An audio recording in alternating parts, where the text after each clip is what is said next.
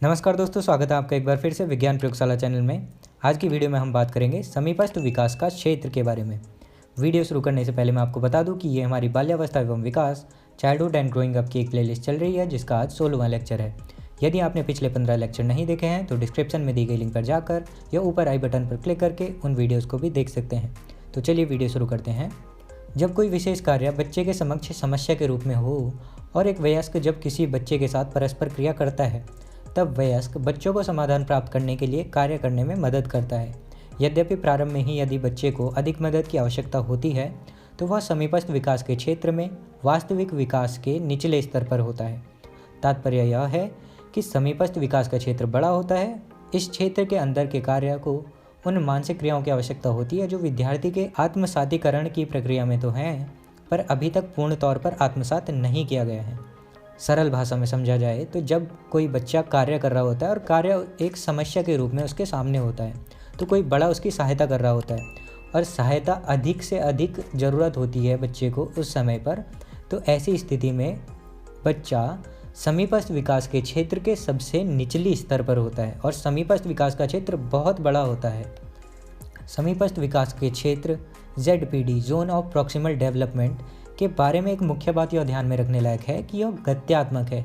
ऊपरी और निचली सीमा बच्चे के कुछ नए आत्मसात करने और अधिक मानसिक क्रियाओं के साथ बदलती रहती है। यह सीमा ऊपर की ओर बढ़ती है, यानी कि यहाँ पर लिखा गया है यह एक गत्यात्मक प्रक्रिया है। और ऊपरी और निचली सीमा जो है proximal development zone of proximal development की, वह बच्चे के कुछ नए सीखने या मानसिक क्रियाओं के साथ बदलती रहती है। जैसे अधिक सहायता की ज़रूरत है, बच्चे को किसी कार्य करने के लिए अधिक सहायता की ज़रूरत है, तो वह समीपस्थ विकास के क्षेत्र के अभी निचले स्तर पर है। और जैसे धीरे धीरे करके उसे कम आवश्यकता की ज़रूरत होगी किसी विशेष कार्य को करने के लिए, तो वह धीरे धीरे ऊपरी स्तर पर पहुंचता जाएगा। यहाँ पर एक डायग्राम के थ्रू दिखाया गया है। बीच में जो ये काले डार्क ग्रे कलर में दिखाया गया है स्टूडेंट वर्किंग इंडिपेंडेंटली, यानी कि बच्चा यहाँ पर बिना किसी सहायता के अपना कार्य कर रहा है। और ये जो वाइट कलर की लाइन के, ये जो वाइट कलर का बॉर्डर है इसी पर ही, तो ये लोअर लिमिट ऑफ ZPD, यानी कि सबसे निचला स्तर है समीपस्थ विकास के क्षेत्र का, जहाँ पर बच्चे को अधिक से अधिक सहायता की ज़रूरत होती है किसी कार्य को करने के लिए।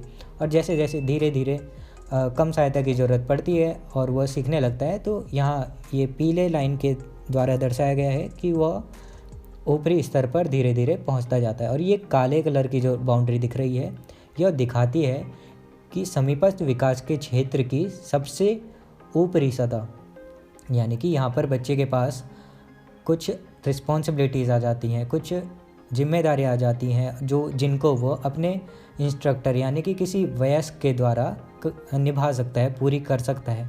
और ये जो हल्के आसमानी कलर के द्वारा दिखाया गया ये जो सर्कल है, ये बिल्कुल अनरीचेबल है, यानी कि यहाँ पर बच्चा चाहे वो किसी की गाइडेंस ले रहा हो, यानी कि किसी की सहायता ले रहा हो या ना ले रहा हो, वो इन पर नहीं पहुँच सकता है। बच्चे जब समीपस्थ विकास के क्षेत्र में कार्य करते हैं तब वह सीखते हैं, यानी कि ये जो ग्रे कलर का जहाँ पर जोन ऑफ प्रॉक्सिमल डेवलपमेंट लिखा है, इस क्षेत्र में जब होता है तब वह सीखता है। समीपस्थ विकास के क्षेत्र में दिए गए कार्य को करने के लिए विद्यार्थी को प्रयत्न करना पड़ता है और इसे वो अपने से ज़्यादा दक्ष विद्यार्थी या प्रौढ़ों की मदद से करता है, यानी कि अपने से ज़्यादा जिनमें कौशल है उन बच्चों की सहायता के द्वारा, या फिर प्रौढ़ों यानी कि बड़ों के द्वारा, बड़ों की सहायता के द्वारा कर पाता है। समीपस्थ विकास का क्षेत्र यह दर्शाता है कि बच्चा अभी कार्य को सीख नहीं पाता, परंतु वह कार्य को निश्चित समय में पूरा करने की क्षमता रखता है।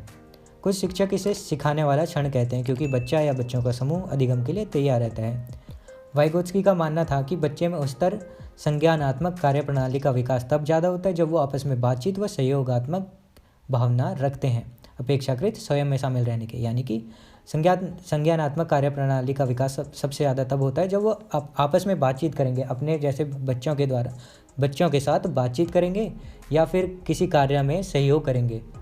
इसके द्वारा उनमें संज्ञानात्मक कार्यप्रणाली का विकास ज़्यादा होगा।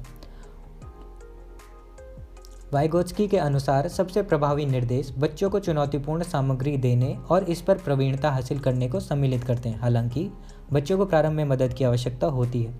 वाइगोत्स्की का कहना है कि चुनौतीपूर्ण कार्य बच्चों के संज्ञानात्मक विकास को बढ़ाते हैं, बशर्ते कि वह बच्चों के समीपस्थ विकास के क्षेत्र के ऊपरी सीमा के बाहर न हो। यानी कि जैसे यहाँ पर दिखाया गया था, ये काली बाउंड्री से जो दिखाया गया है, ये समीपस्थ विकास के क्षेत्र की सबसे ऊपरी सीमा है। इसके ऊपर के सारे कार्य विद्यार्थी के लिए अनरीचेबल होंगे, यानी कि जिन पर नहीं पहुंचा जा सकता बच्चे के द्वारा। तो आज की वीडियो में बस इतना ही। आशा करता हूँ आपको वीडियो पसंद आई होगी। आपको वीडियो पसंद आई हो आप लाइक कीजिए, कमेंट कीजिए, इस वीडियो को शेयर कीजिए अपने दोस्तों के साथ भी, और एक बार हमारी प्लेलिस्ट को भी चेक कर लीजिए, उसमें सारी वीडियोज़ आपको मिल जाएंगी, तो वो देखना ना भूलें। और मिलते हैं अगली वीडियो में, तब तक के लिए धन्यवाद।